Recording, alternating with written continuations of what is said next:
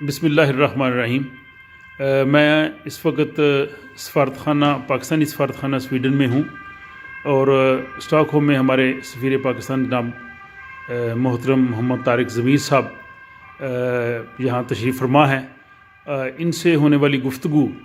آپ حضرات کے لیے، اور یہ خصوصاً جو ہے اسٹاک ہوم میں ہمارا اسٹاک ہوم اسٹڈی سرکل کے اس کے حوالے سے بھی یہ گفتگو کریں گے، تو یہ آپ احباب کی خدمت میں پیش کروں گا۔ محترم جناب عزت مآب سفیر پاکستان محمد طارق ضمیر صاحب۔ جی بہت بہت شکریہ افسانہ صاحب۔ میں تمام پاکستانی کمیونٹی کا جو اسٹاک ہوم اور اسٹاک ہوم سے باہر سویڈن میں اور فن لینڈ میں مقیم ہے، ان کا تہ دل سے مشکور ہوں کہ انہوں نے میرے 3 سال کے دور سفارت میں بے انتہا پیار، محبت اور عزت سے نوازا ہمیں۔ یہ یقیناً اللہ کی مہربانی ہے کہ جس نے آپ سب کے دلوں میں میرے لیے اور میرے دل میں آپ سب کو لوگوں کے لیے پیار اور محبت ڈالا۔ یہ میں اس کو اپنی خوش قسمتی سمجھتا ہوں۔ اس دوران مجھے آپ اسٹڈی سرکل سے بھی مجھے رابطہ رہا میرا، اور 2-3 میٹنگز بھی اٹینڈ کرنے کا موقع ملا۔ ہمیں اس وقت اس چیز کی شدید ضرورت ہے کہ ہمارے جو معاشرے سے پڑھائی لکھائی کا ہمارا رجحان کم ہوتا جا رہا ہے، اور کتاب کی جو ہمارے زندگی میں ایک اہمیت تھی وہ کم ہوتی جا رہی ہے، اس کو بھی اسی طریقے سے زندہ رکھا جائے اور آنے والی نسلوں تک اس کو منتقل کیا جائے۔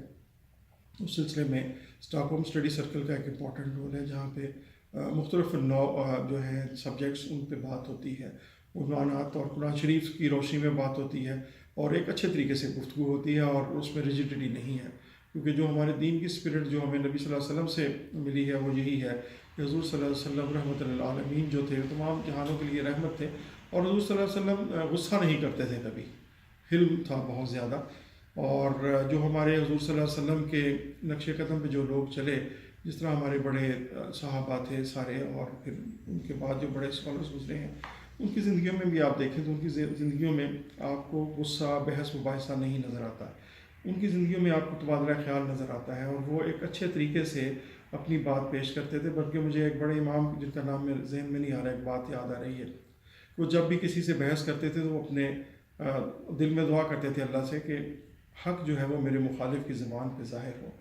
یہ اس لیے ہے تاکہ انسان کی ایگو جو ہے، اس کی انا جو ہے، اس کا نفس جو ہے، اس کو مارا جائے۔ مقصد ہے حق تک پہنچنا، مقصد ایک دوسرے کو نیچا دکھانا نہیں ہے، ایک دوسرے کی تذلیل کرنا اور اپنے آپ کو بڑھا چڑھا کے پیش کرنا نہیں ہے۔ اس اسپرٹ کے ساتھ میں یقین ہے انشاءاللہ اسٹاک ہوم اسٹڈی سرکل کام کرتا رہے گا۔